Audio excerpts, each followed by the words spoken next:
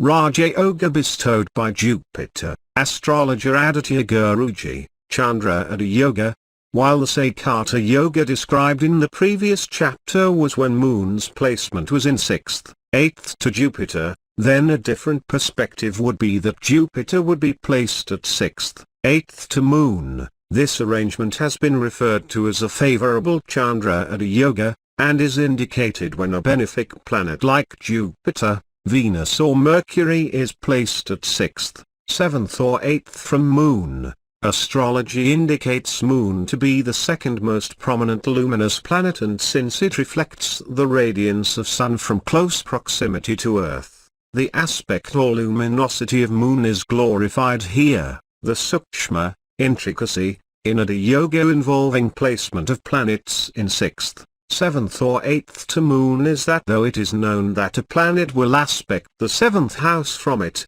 some scattered portion of the radiance does aspect the houses before and after it. That is, generally the strong aspect of a planet would be at the midpoint of 6th and 8th houses too. If the house with a deviation of ±10 degrees opposite to its placement, the next 5 degrees would have a moderately strong aspect. The aspect of the planet as indicated by radiant glow does not abruptly end at ±15 degrees or at the 30-degree span of the house. This means that even beyond the ±15 degrees, the scatter of the illumination, or in other words the aspect, would still persist. To put it more clearly, a planet, though views the opposite house with a 7th aspect, based on the strength of the aspect, its effect on the bhavas before and after the 7th, that is, at 6th and 8th, could be felt. That too the aspect of Moon would be even more predominant in the houses 6th and 8th being in close proximity to Earth and flooding us with its brilliance.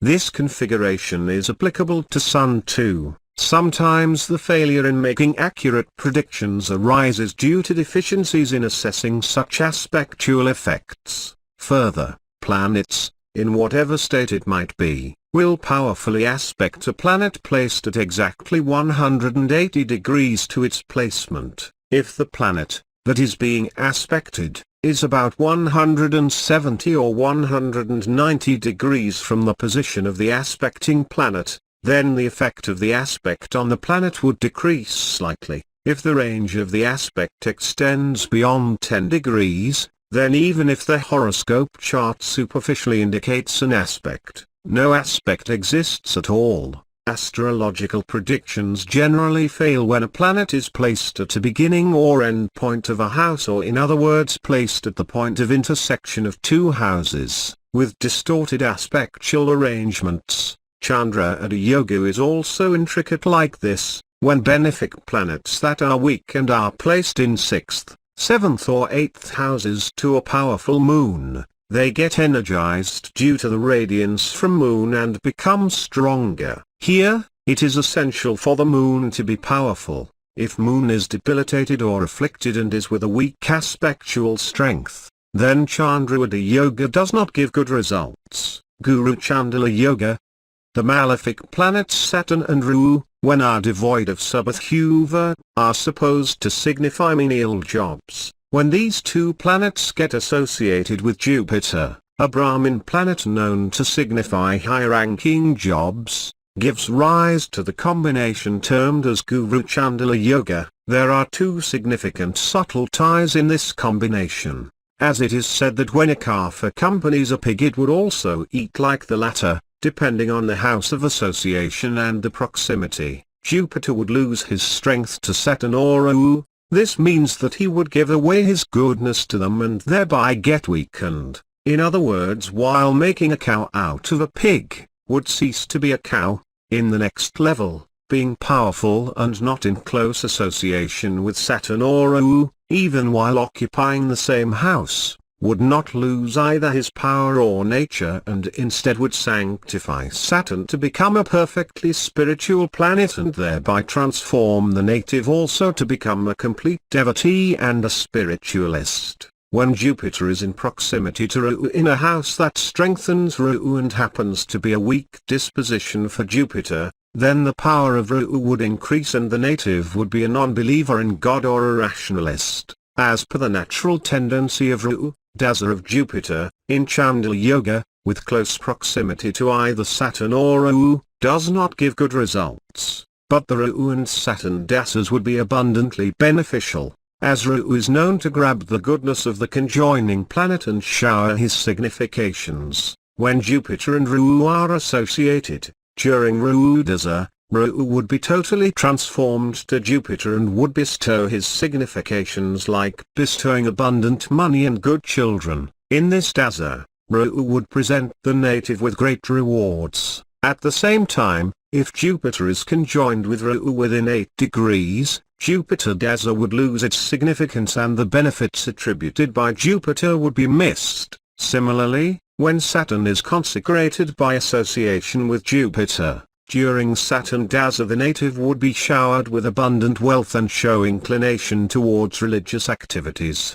The malefic significations of Saturn would disappear from the native. At the same time, these predictions would differ depending on the distance between Saturn and Jupiter. As the other malefic planets Mars and Sun are friends of Jupiter, association of Jupiter with these planets would cleanse them of their maleficence and also equally beneficiate Jupiter to result in good yoga.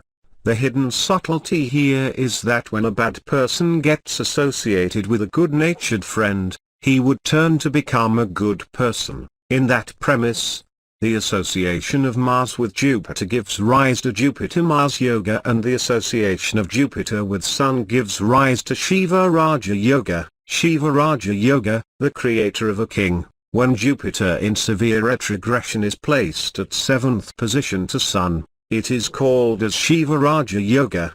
As indicated in the previous chapter, if the sages have termed some yoga as Raja Yoga, then it would really mean that the beneficial combination would make one live like a king. If in a horoscope, there are at least a few yogas that are Raja Yoga, as described in our scriptures and also additionally supported by Dharmakarmadipathy Yoga or Panchamahaparusha Yoga, then one would really become a king. As Raja Yoga is an arrangement that really bestows one with an authoritative position, it is essential for Sun, signifying leadership, also be strong. Similarly, it is also essential for the other luminous planet, Moon, to be powerful for taking correct decisions with a strong will. In this connection, Shiva-Raja Yoga involving the direct aspect of Jupiter on the authoritarian Sun is one of the significant Raja Yogas. Our sages have also indicated a subtle point through this yoga, that is, when Sun is aspected by Jupiter from 5th or 9th places,